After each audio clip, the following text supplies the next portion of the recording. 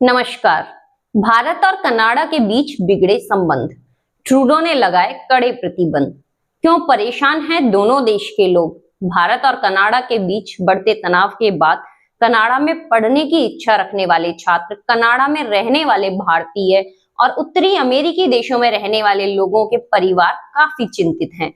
भारत और कनाडा के बीच खराब होते संबंधों को देखते हुए कई लोगों ने आशंका जताई है कि उन्हें कनाडा में अपने रिश्तेदारों से मिलने के लिए वीजा हासिल करने में कठिनाइयों का सामना करना पड़ेगा।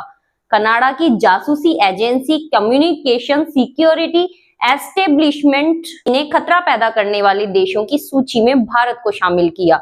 मीडिया रिपोर्ट्स के मुताबिक यह पहली बार है जब कनाडा सरकार की इस लिस्ट में भारत का नाम आया है। दरअसल CSE के साइबर विभाग ने 31 अक्टूबर को रिपोर्ट जारी की। इसमें 2025 और 26 में खतरा पैदा करने वाले देशों के नाम हैं। इस लिस्ट में भारत को चीन, रूस, ईरान, उत्तर कोरिया के बाद 5वें नंबर पर रखा गया। गवर्नमेंट ऑफ कनाडा की ऑफिशियल वेबसाइट पर यह लिस्ट मौजूद है। कनाडा बोला, तनाव की वजह से साइबर घटनाओं को बढ़ावा मिला। CSE की इस रिपोर्ट में कहा गया है कि भारत सरकार आधुनिक साइबर प्रोग्राम तैयार कर रही है जो कनाडा के लिए कई स्तरों पर खतरा पैदा करते हैं। मुमकिन है कि भारत साइबर प्रोग्राम का इस्तेमाल अपनी नेशनल सिक्योरिटी को मजबूत करने के लिए करेगा। भारत साइबर प्रोग्राम के जरिए जासूसी, आतंकवाद का मुकाबला, काउंटर नैरेटिव तैयार करना और दुनिया में अपनी स्थिति मजबूत करने के लिए कर सकता है। रिपोर्ट में यह भी कहा गया है कि भारत कनाडा तनाव की वजह से हैकिंग की घटनाओं को बढ़ावा मिला है। वहीं भारत पर एक कनाडाई नागरिक की हत्या में शामिल होने का आरोप लगाने के बाद ऐसी घटनाएं बढ़ी है। एक भारत समर्थक हैकिंग ग्रुप ने दावा किया है कि उसने कनाडा की वेबसाइट को नुकसान पहुंचाया है। इससे कनाडा आर्म्ड फोर्स की एक वेबसाइट भी प्रभावित हुई है। अब आपको बता दें कि भारत कनाडा के बीच इन सब तनावों की वजह खालिस्तानी आतंकी निज्जर है, जिसकी पिछले साल हत्या हुई थी। 18 जून 2023 की शाम को कनाडा के सरे शहर के एक गुरुद्वारे से निकलते समय निज्जर की गोली मारकर हत्या कर दी गई थी। कनाडा के प्रधानमंत्री ट्रूडो ने पिछले साल 18 सितंबर को भारत सरकार पर निज्जर की हत्या में शामिल होने का आरोप लगाया था, जिसे भारत ने खारिज किया था। Canada is a country rooted in the rule of law, and the protection of our citizens is paramount. That's why when our law enforcement and intelligence officials began pursuing credible allegations that agents of the government of India were directly involved in the killing of a Canadian citizen, Hardeep Singh Nijjar, on Canadian soil, we responded. As the RCMP Commissioner stated earlier, they have clear and compelling evidence that agents of the government of India have engaged in and continue to engage in activities that pose a significant threat to public safety. This includes clandestine information gathering techniques, coercive behavior targeting South Asian Canadians, and involvement in over a dozen threatening and violent acts, including murder.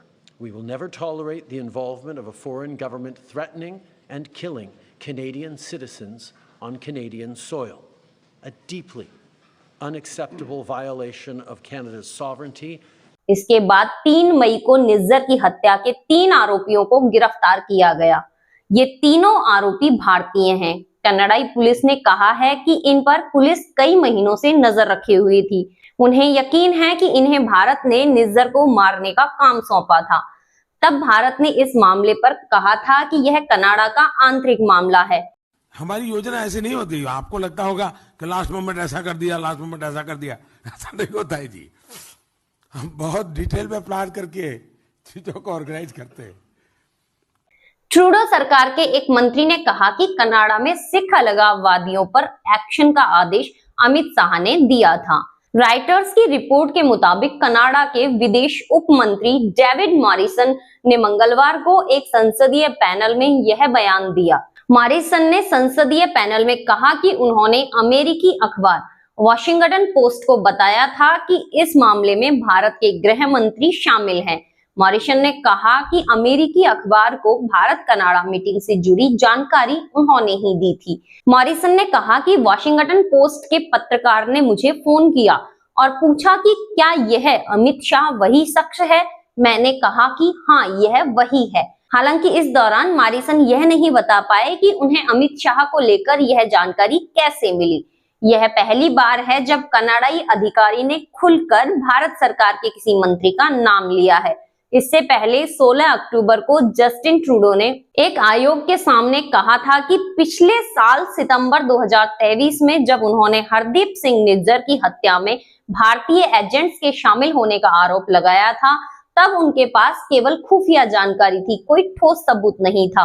Reports में कहा गया है कि भारत का नेतृत्व लगभग निश्चित रूप से घरेलू साइबर क्षमताओं के साथ एक आधुनिक साइबर कार्यक्रम बनाने की इच्छा रखता है और बहुत संभव है कि वह अपने साइबर कार्यक्रम का उपयोग राष्ट्रीय सुरक्षा अनिवार्यताओं को बढ़ाने के लिए करे, जिसमें जासूसी, आतंकवाद का मुकाबला करना, भारत व भारत सरकार के खिलाफ अपनी वैश्विक स्थिति और काउंटर नैरेटिव को बढ़ावा देने के प्रयास शामिल हैं।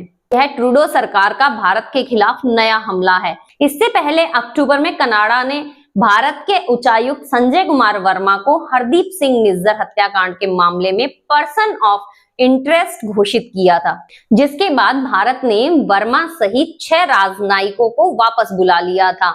इसके साथ ही नई दिल्ली ने 6 कनाडाई राजनयिकों को निष्कासित भी कर दिया था। भारत ने इन आरोपों को बेतुका बताया था और इसे जस्टिन ट्रूडो के घरेलू वोट बैंक को खुश करने के लिए उठाया गया कदम कहा था। देश विदेश की ऐसी ही जानकारियों के लिए जुड़े रहिए हमारे चैनल से और लाइक एंड सब्सक्राइब करना ना भूलें। धन्यवाद।